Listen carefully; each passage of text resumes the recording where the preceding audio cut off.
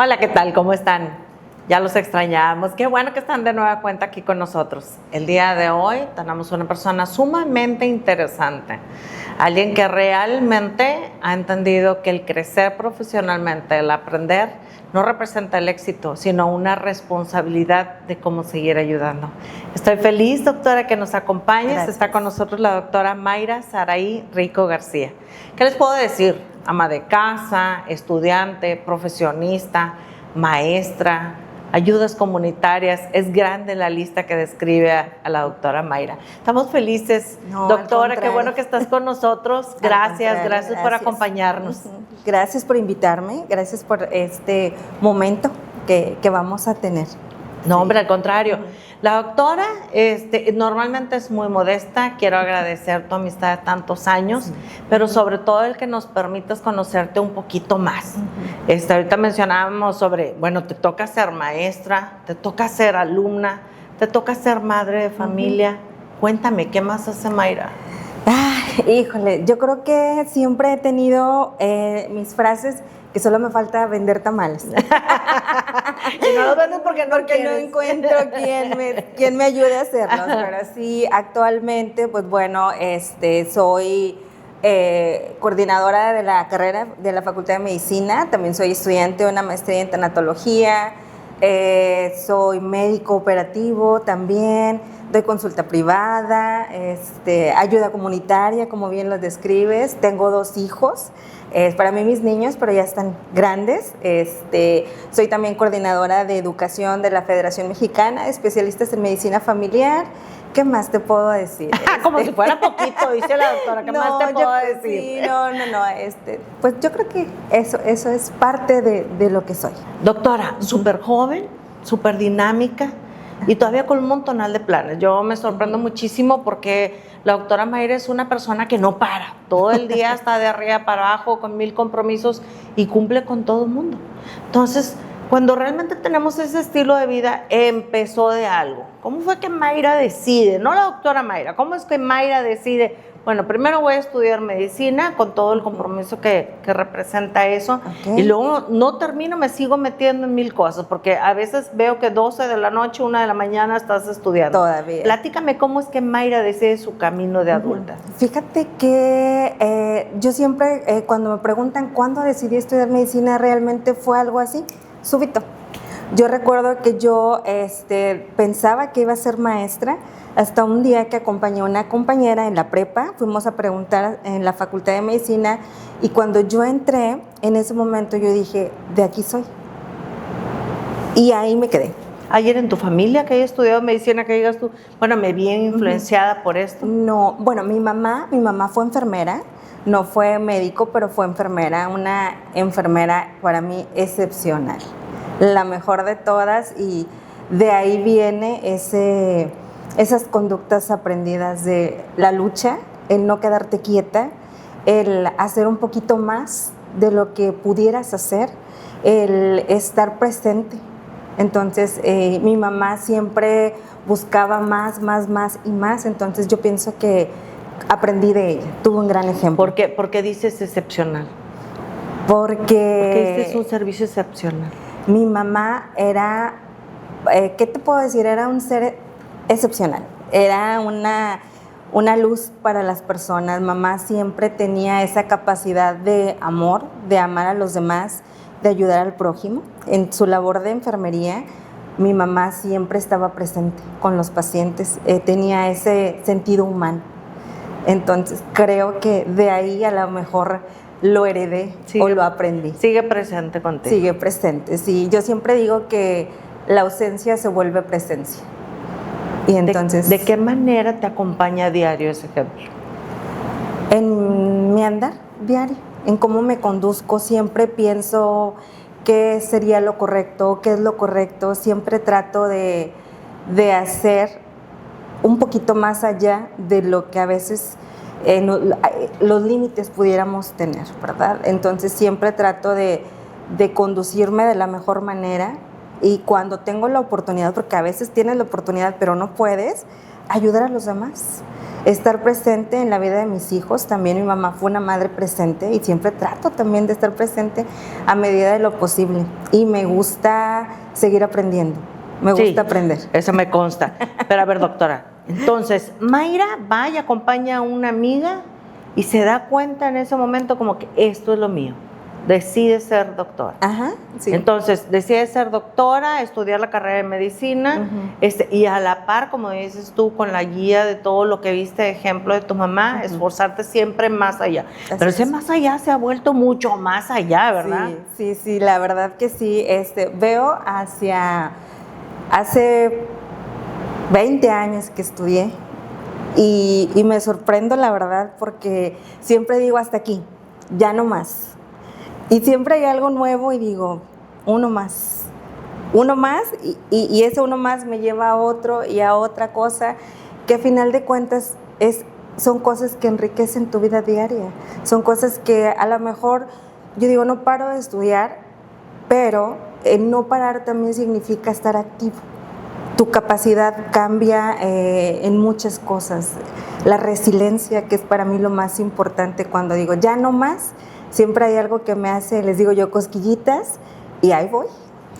Cuéntame, doctora, tienes muchos cursos, muchos diplomados, pero una de las cosas que me llama la atención es que la doctora Mayra empieza a ver todo lo que es tanatología y la gente que no lo conocemos, que no sabemos, a veces no alcanzamos a comprender todo lo que lleva de esfuerzo emocional por parte de la persona que genera ese servicio, esa ayuda, ese soporte. Cuéntame, doctora, ¿cómo decides que realmente la tanatología te llama la atención y cómo impacta a los demás? Okay. ¿Y cómo se alinea tu vida como Mayra? Bueno, mira, la tanatología tiene una historia en mi vida. Después de pandemia, mi mamá fallece en pandemia. Entonces hubo un momento que me sentí tan acorralada que dije, ¿y ahora qué voy a hacer con este dolor, verdad? ¿Qué voy a hacer con este duelo? ¿Qué voy a hacer con toda la maraña de sentimientos que vi en mi vida? De repente me puse a ver en redes sociales y veo un diplomado de tanatología. Y así como lo vi, dije, yo necesito eso en mi vida. Le di clic, pedí información y el siguiente viernes ya estaba estudiando. Eso viene a impactar mi vida porque me cambió mi perspectiva de vida, que el duelo no tiene que ser precisamente un dolor. Ese panorama que yo tenía incierto, que yo tenía en negro en mi vida, que me la pasaba llorando, porque lloraba mucho la ausencia de mi madre. Por tu mami. Entonces, después lo transformé en amor. Y la manera de dar el amor que mi mamá lo hubiera dado era darlo hacia los demás. Entonces, de esa manera fui honrando la memoria de mi madre y fui escogiendo cómo poder hacer las cosas. Sí, yo también, no quiero. Y fui haciéndolo de esa manera porque creo yo que su ausencia ahorita es presencia en mi vida. Y ese dolor que yo sentía, hubo un momento que yo ya no sentía que podía estar contigo platicando, riéndome, pero solamente gesticulaba. Y decía, si yo me río, me duele mi cara, porque no tengo a mi madre. Entonces eso fue bastante duro y bastante difícil y tuve que aprender a que el dolor se transforma en amor. Y el amor digo, siempre lo platico porque es mi historia de vida, que ese dolor que yo tenía lo transformé en lo que soy ahora, en lo que jamás imaginé que iba a ser. Entonces, ahora siento que la tanatología trajo a mi vida una resiliencia que jamás esperé tener. Me transformó en otra persona que a lo mejor sí, siempre he sido, he tratado de ser dedicada, me falta todavía mucho, pero siento que eso que no tenía, la tanatología me lo dio.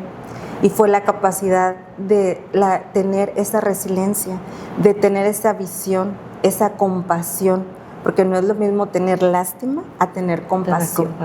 Entonces trato de que mi vida sea con compasión hacia lo que hay alrededor de mí, hacia las personas y sobre todo hacia mí misma, porque a veces estamos y no paramos, pero nosotros, ¿dónde quedamos? Entonces trato de tener esa compasión y vivirla así, vivir día a día y la verdad, la tanatología ha transformado, siempre que hablo de tanatología digo, ha transformado mi vida enormemente, totalmente, un giro de 180 grados. Doctora, ¿hay un parteaguas en tu vida a partir de eso? ¿Es por la ausencia de tu mami? ¿Es por aprender a enfrentar el dolor y llevarlo encauzado a otra forma? ¿O ambas cosas? Fíjate que sí, la partida de mi mamá fue un parteaguas total. Mi mamá era el pilar, como toda mamá, ¿verdad? Como toda mamá mexicana. Sí, como toda mamá mexicana, era el pilar de mi vida. Yo siempre tengo recuerdos con ella de que estábamos pegadas, siempre. Se va ella y es así como que un antes y un después. Entonces, el no estar cambia totalmente la perspectiva de vida. Porque de repente digo, ¿y ahora? ¿Quién soy? ¿Quién soy ahora? Antes era una, después de ese parteaguas, de esa partida soy otra, pero con una visión distinta, con una visión, a lo mejor si no más madura, más dirigida a algunas cosas. Y sobre todo con esa, yo no me canso de decir, con esa resiliencia. Doctora, dime una cosa, o sea, esa historia que tú nos estás contando, tú estás muy cerca, ¿no? De estas vivencias que duelen, de cómo ayudar, cómo acompañar, ¿verdad? Al dolor, acabas de decir, ya otro tipo de situaciones, ¿no? Ahorita estamos hablando de la pérdida de un ser muy amado, pero hay otro tipo de dolores que atraviesan nuestra vida. Pero en la experiencia y acumulación de historias que has ido recibiendo, ¿qué tanto en porcentaje es el dolor por la pérdida de una madre en comparación con otros dolores? Híjole, es totalmente distinto, porque no, es difícil. Sobre todo en México. Sí, sobre todo es distinto porque, ¿qué te puedo decir? Si comparamos la pérdida de una madre con la pérdida de un hijo, híjole, pasa saliva. Pasa saliva, ni siquiera tiene nombre. Yo siempre les digo a los pacientes, cuando he tenido pacientes con duelos por hijos, si yo pierdo a mi esposo, soy viuda. Si yo pierdo a mi mamá, soy huérfana. O a mi papá. Pero si pierdo a mi hijo o a mi hija, ¿quién soy? Entonces, ¿quién soy? ¿Qué adjetivo, cómo me van a nombrar? ¿Verdad? La viuda de, pues no. Soy huérfana, pues tampoco. Entonces considero que ese es un dolor que no hay ni siquiera un nombre, es tan grande que no puedes nombrarlo. Y considero que para mí el acompañamiento, porque es un acompañamiento tanatológico más difícil, es la pérdida de un hijo, porque no, el dolor es, pues yo creo que no lo puedo ni siquiera describir. Pero es de los acompañamientos más difíciles que he tenido, ¿verdad? ¿Cómo le hace Mayra para no ver el espejo del dolor, para no meterse en ese dolor? O sea, para no vivirlo, para no llevártelo a tu casa.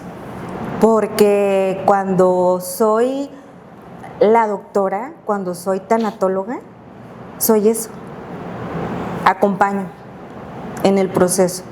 Yo siempre les digo, yo voy a acompañar en ese proceso que hay. ¿Cuánto tiempo? El paciente lo decide. El paciente va a su proceso. Hay quienes trabajan un poco más rápido ese duelo.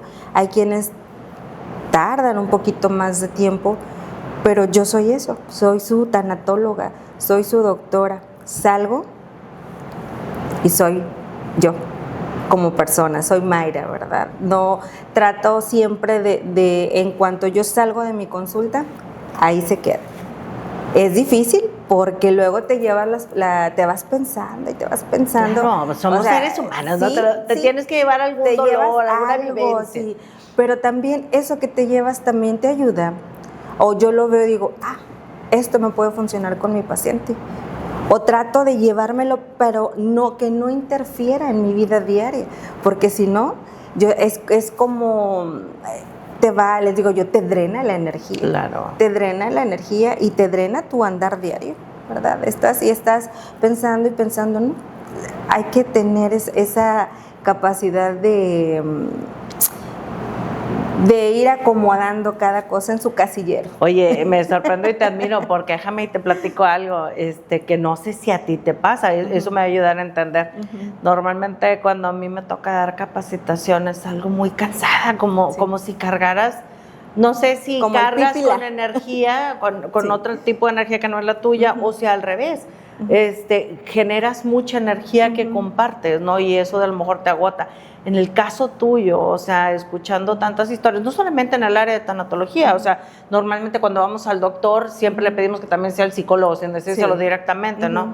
Me duele el estómago y voy y te platico que lo que pasa es que hago corajes porque la vecina o el vecino, mis hijos, y empiezo a contarle al médico 1000 cosas y ya hasta se me olvida que tenía un dolor. Entonces, todas esas cosas las vives tú, inclusive soy testigo de la labor social que haces.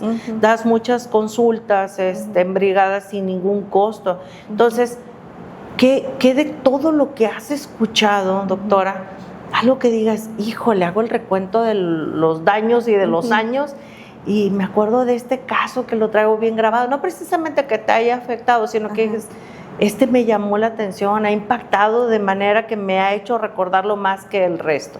Fíjate que hace muchos años en la consulta institucional tuve una paciente de 5 años y esa paciente no crecía. Los papás eran chiquitos y no es algo trágico, pero es algo que dices, piensa mal y acertarás. Y que la mamá la llevó porque no crecía, que estaba chiquita, talla baja. Yo, no, algo tiene esa niña. Se había derivado a los servicios pertinentes y la regresaban que no, que iba a estar, los papás eran de talla baja. Pero yo sabía que esa niña algo tenía. Y de esas veces que te apegas un poco más del proceso, del sistema institucional, y esa paciente después de cierto tiempo se consulta en tercer nivel de atención y llega y me dice, gracias doctora, gracias, mi hija sí tenía algo. Y yo, gracias a usted por seguir y confiar. Porque a veces, mira, yo siempre digo, a veces hay un instinto. Lo que te iba a decir, realmente seguiste insistiendo porque viste ciertos perfiles que decían esto apunta a otra cosa, o porque fue ese sexto sentido. Yo creo que fueron las dos cosas. El decir, bueno, puede que sí, pero ¿y si no? Entonces dije, no, prefiero pecar de exagerada y seguir insistiendo. Entonces, no es, como te comento, no es algo que tú digas, trágico, ¿verdad? No, pero es, a final de cuentas, el ojo clínico que dices, algo me hizo ruido y a ese algo se fue con quien debía de haber ido o siguió su evolución y llegó hasta un diagnóstico. Entonces, para mí, yo siempre a mis alumnos siempre les digo, ustedes siempre, si ustedes usan su clínica, si ustedes les queda ese gusanito, escarben y busquen. ¿Por qué? Porque no sabes lo que puedes encontrar, o a lo mejor lo sabes y te da miedo escarbar. Entonces, siempre sigan su instinto, le digo a mis alumnos, siempre sigan ese instinto, esa clínica que tenemos. Y yo recuerdo mucho a esa paciente, a esa niña, entonces siempre lo cuento y digo, aplico un dicho siempre, y te lo he dicho, ojo de loca. No se equivoca. No se equivoca, amiga. Siempre, la frase de mi amiga Mayra. Esa es siempre mi frase, ojo de loca, no se equivoca. Entonces, ojo clínico, no se equivoca. Y ese me quedó así, ¿verdad? Que si yo tengo una sospecha de, a veces, hasta de un dengue. Trae fiebre, ¿qué es? Nada, algo tiene ese paciente. Entonces, esa es mi experiencia con ese paciente. ¿Por qué crees que recuerdas tanto ese caso? Digo, porque me imagino que has tenido otros casos, o sea, inclusive a lo mejor hasta mortales, ¿no? Ahorita acabas de decir, no era algo así como que muy impactante médicamente hablando, pero a ti te marcó el seguir insistiendo y no toparte con la primera respuesta y dices tú, parte de mi instinto, ¿por qué tienes tan presente eso? ¿A qué lo ligas? Fíjate que no sé exactamente por qué, Pero nunca se me va a olvidar la cara de la mamá de la paciente, donde abrió la puerta y me dijo, gracias, doctora. Entonces, en ese momento yo digo, algo bueno debí de haber hecho para recibir ese gracias. Ese gracias tan auténtico que no cualquiera te da. Porque tú puedes, gracias, gracias. Pero ese gracias que una madre te da es distinto.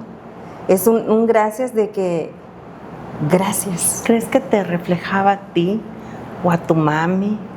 ¿O que refleja el ayudar a los demás y eso te gusta? ¿Qué crees que sería? Muy probablemente sí. Tú me conoces. Sí. Muy probablemente sí. Entonces, me gusta, es una sensación, es una sensación que te inyecta energía. El ayudar a los demás, la vocación del servicio, porque eso es un servicio, el dar un servicio es algo que a lo mejor todos tenemos la oportunidad, pero no todos aprovechamos esa oportunidad. Wow, acabas de decir algo mortal. Es un sacrificio muy grande, en todo sentido. Sí. Das mucho tiempo a la demás gente, alguna que jamás vas a conocer su nombre. Doctora, dime, ¿alguna vez has recibido, cómo le podemos decir, queja, reclamo, o simplemente el, oye, estás dándole tiempo a los demás que no conoces, que a lo mejor me correspondería a X persona? Fíjate que sí, a veces... Como los artistas. Como los artistas. Sí, de repente mis hijos a veces reclaman tiempo. Wow. Reclaman tiempo el decir, mamá, pero vas llegando y ya te vas. Entonces, ¿qué es lo mejor que puedas enseñar? Que ellos también lo hagan, para que no reclamen. Entonces, involucrarlos y que vean lo que su mamá hace. Que no nada más se va, trabaja, regresa y vuelve a salir, sino que sepan que su mamá hace algo por los demás. Y a mí me gusta enseñarle a mis hijos eso. Y la verdad, ¿qué te puedo decir de mis hijos? Mis hijos son dos seres que me mueven todo. Me mueven todo, como toda mamá, son los mejores hijos, pero también tienen sus... Como todo mundo. Sí. Saludo al príncipe y a mi Vale hermosa, que también es un ejemplo de ayuda a la comunidad. Pues sí, tiene buen ejemplo con su mamá y me imagino que por lo que dices tú, con su abuelita también. Con su abuelita también, sí. Entonces... Cuéntame, tu familia, tus hijos, tu esposo, tú, ¿cómo le hacen para mover todos los tiempos, para poder coincidir? ¿Cómo le haces para cumplir como mamá, como hermana, como hija a la vez, como esposa, como prima, como comadre? ¿Cómo le haces? Fíjate que yo creo que la dinámica familiar en mi casa es cambiante, tiene que cambiar. ¿Por qué? Porque no es de que tengamos horarios, no hay horarios en casa, pero hay uno que hay un horario o una regla que tenemos que esa no se rompe, y es comer los domingos en familia. Esa es así de que... Como tradición mexicana. Como una tradición mexicana, totalmente. Porque así sea, a lo mejor no comer, pero sí a cenar.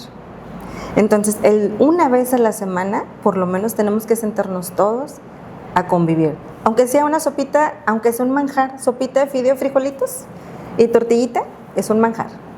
Entonces, ese es un rol que siempre les pido a los niños, a mis hijos, que el domingo no se toca, a menos de que sea algo que tengamos que hacer, y hay concesiones a veces.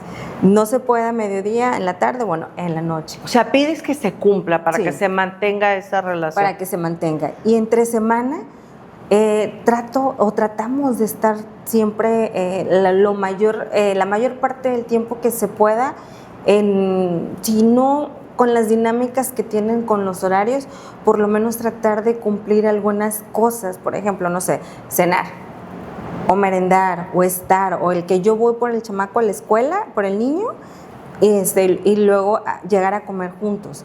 Si no está mi hija que está estudiando, tiene clases, bueno, con el niño. Si mi esposo está trabajando, pues bueno, él trabaja en la tarde, entonces todavía aún más tenemos ese factor de que... O sea, buscas que se engrane. Buscamos engranar. ¿Sabes qué? No coincides, bueno, nos vemos en la noche, vamos a cenar. O en la noche, no sé, se busca la manera para poder engranar, como bien dices, los tiempos, porque en cualquier momento se te desfasa. Y afortunadamente, en cada... para que pueda existir una armonía, debe de haber acuerdos, debe de haber... Así como, ¿no? Sí, debe de haber alguien que esté detrás de ti.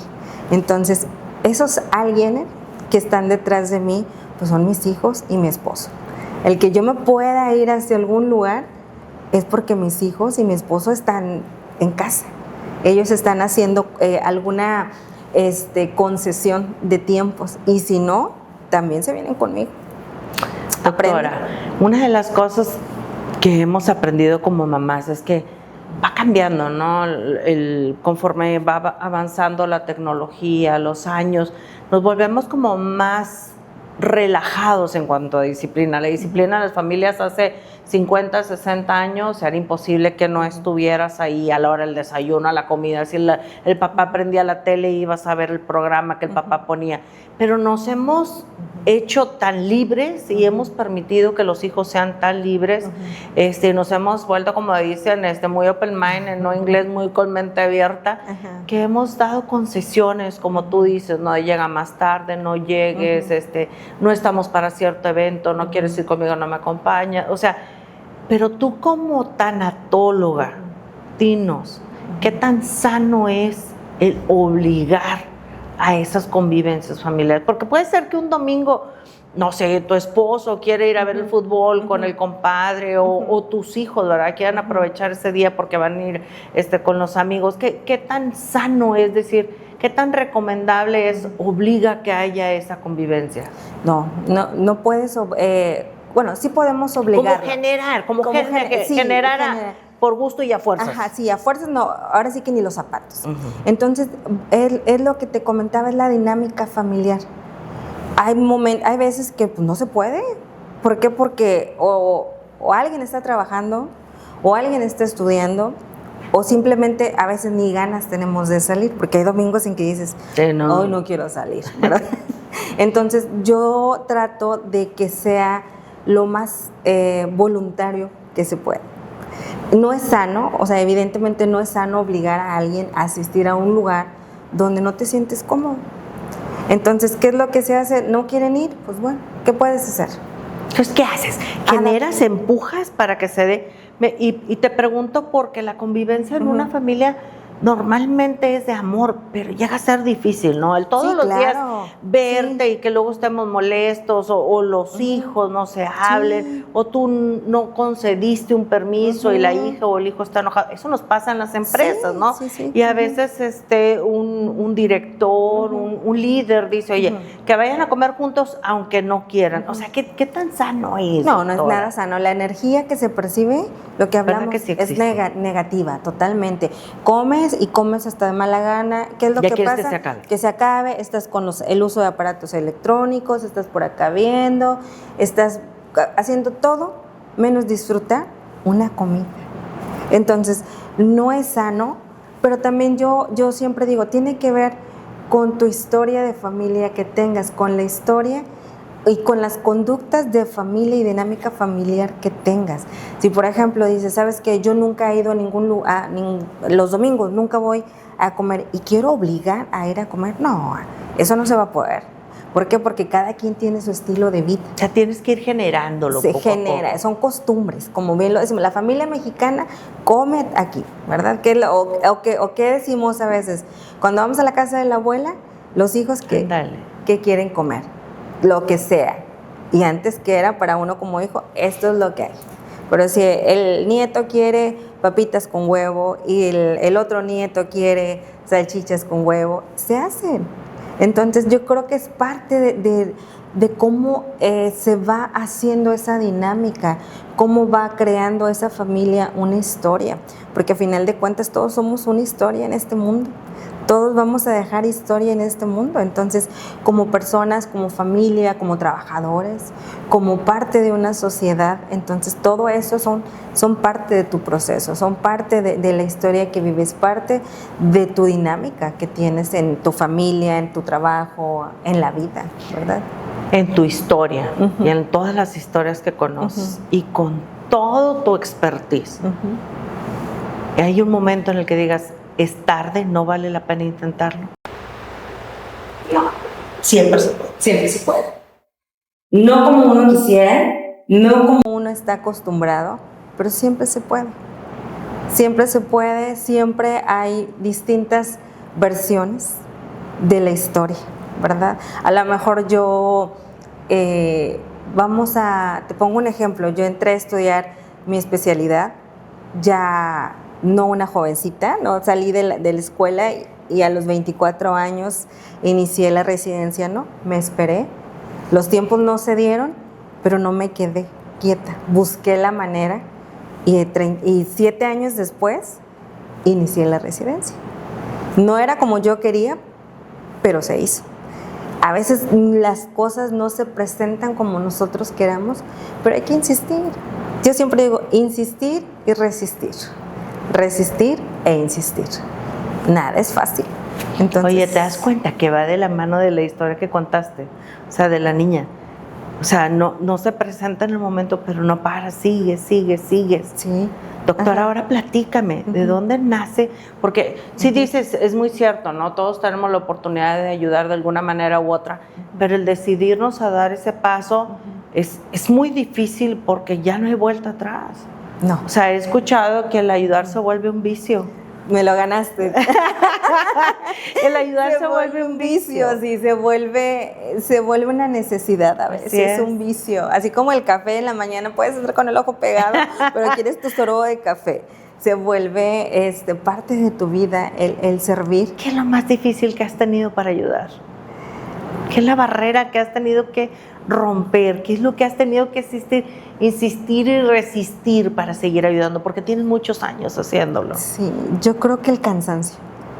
Yo creo que a veces sentirme agotada, decir, ay, me quiero levantar, no sé, 10 de la mañana, pero tengo algo que hacer a las 8 y digo, ay, no lo voy a hacer porque tengo mucho sueño, y a las 7 en automático ya estoy levantada, arreglada y casi para ir. Se te queda con pendiente. Sí. ¿Por qué? Porque, o sea, yo necesito hacer eso. ¿Por qué? Porque ya estaba, o sea, está eso ahí. ¿Lo necesitas por qué? ¿Porque sientes que necesitas ayudar o porque a la manera de ayudar necesitas sentir que tú te ayudaste? Yo creo, fíjate que yo soy fiel creyente de que todo lo que tenemos es porque hay una retribución. Entonces yo siento que Dios me ha dado tanto en todos los aspectos. Amén. Que yo no es que necesite, tengo que dar. Porque si yo tengo, ahora sí como es en abundancia, ¿verdad?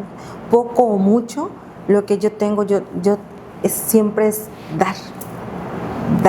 Oye, porque no saben, pero la doctora traía a su bebita cargando, ayudando en ambulancias, en brigadas de asistencia, o sí. sea, entonces cualquiera podemos poner ese pretexto, no tengo a los niños chiquitos, no tengo con quién dejarlos, y la doctora cargaba con las chilpayas, como dicen. Sí, siempre la historia de Valeria, que es mi hija, yo recuerdo que trabajaba en un servicio médico de emergencias. Valeria tendría 2 años, chiquita, y andaba ella ahí con los paramédicos, ahí en la ambulancia. Me acuerdo que alguien la cruzaba enfrente a comer, se la llevaba a comer y ella monita, y ahora la veo que le gusta, tiene la vocación del servicio, es un paramédico.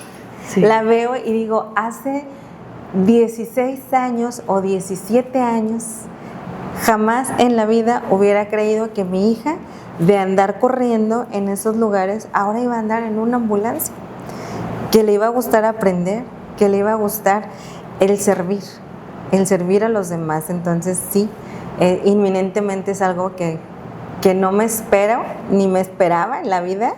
Ese servicio que ella también pues ha generado, yo creo que es porque algo ahí también, una semillita. Pero estamos de acuerdo, doctora, que vas haciendo historia en la gente que está cerca de ti. Yo siempre he dicho que las buenas acciones, igual que las malas acciones y las energías que llamamos nosotros, son contagiosas. Sí. O sea, el que tu hija, tu hijo, o sea, el que tus amigos, amigas cercanas vean que tú haces algo bueno, provoca esa chispa, ¿no? Eso de, oye, empiezo a agarrarle gusto también, a pintar sonrisas, agradecimientos a los demás. Sí. Y genera en nosotros un agradecimiento a la vida, ¿no? Bien dijiste y te admiro por lo que mencionaste, el vivir en la abundancia. El vivir en la abundancia no es tener todos los cientos de millones de pesos, 3 carros y escoger en cuál te vas al supermercado y en cuál vas a la esquina a correr. No, la abundancia es no tener un límite para respirar, el poder estar en una charla como estamos ahorita tú y yo, el poder ver las bellezas de la vida, el que a veces la gente no podemos ver con los ojos, pero vemos con el alma. Esa es la abundancia, ¿no? Exacto. El compartir. El respirar, amiga, el respirar, el decir, puedo respirar, sí. El abrir los ojos. Yo he aprendido a lo largo de mi vida que el estar aquí es una bendición. El estar en cualquier parte es una bendición. El rodearte de personas como tú es una bendición en la vida de muchas personas. El poder caminar, el poder llevar la cuchara a tu boca es una bendición.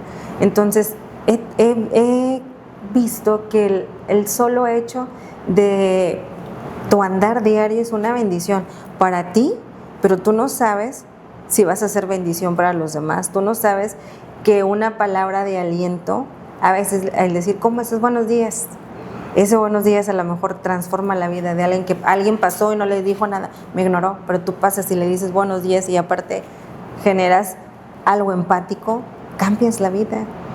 Cambias la vida de la persona en el momento, en el día. A lo mejor podemos llegar molestos de la casa, llegas al trabajo y si el típico que es, llegas enojado a la oficina, a donde estés, al consultorio, y te encuentras con otra persona igual, molesta, ¿qué va a pasar?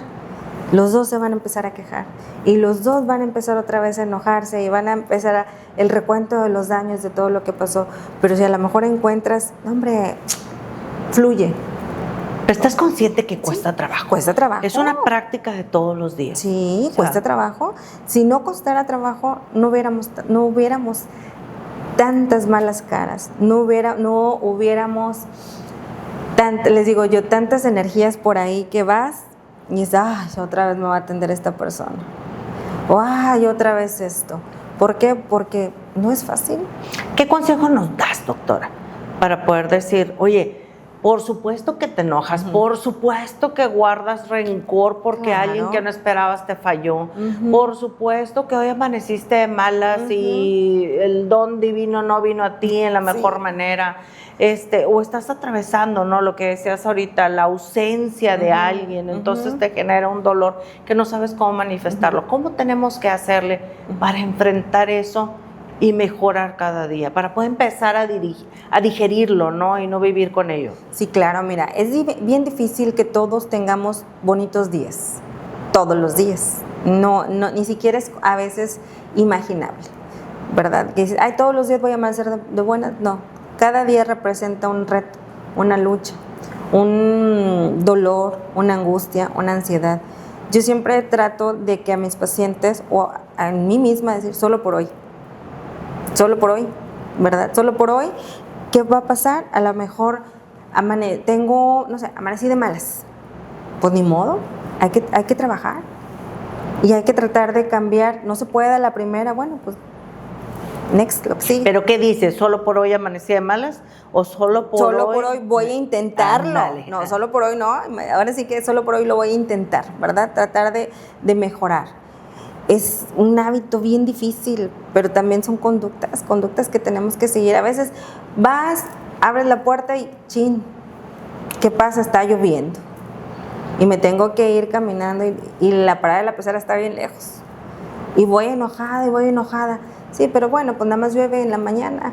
Pues ¿qué otra opción tengo? hay que adaptarse, hay que ser resilientes, hay que vivir y tratar de que lo malo, pues a final de cuentas siempre va a pasar.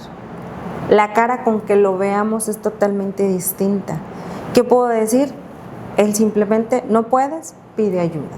No quieres, no generes conflicto, ¿verdad? Porque a veces dices, hoy amanecí de malas, bueno, no hables, ¿verdad? O sea, no hables, no generes, no expandas tu mala energía. ¿Sabes qué?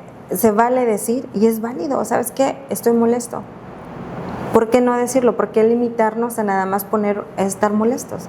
Se vale decir, hoy no quiero hablar. Porque vivimos con un estereotipo, ¿no, doctora? Sí. De belleza, de actitudes, de vidas perfectas. Así es. Lo vemos ahora mucho en redes, ¿no? De que todo es perfecto, todo es bello, todos son viajes, o sea, todo es felicidad. Entonces la doctora nos da un consejo buenísimo de, oye, enfréntate, ve tu yo interno, vive con ello, genera palabras impecables, de tal manera que nos ayudemos nosotros mismos. Así es.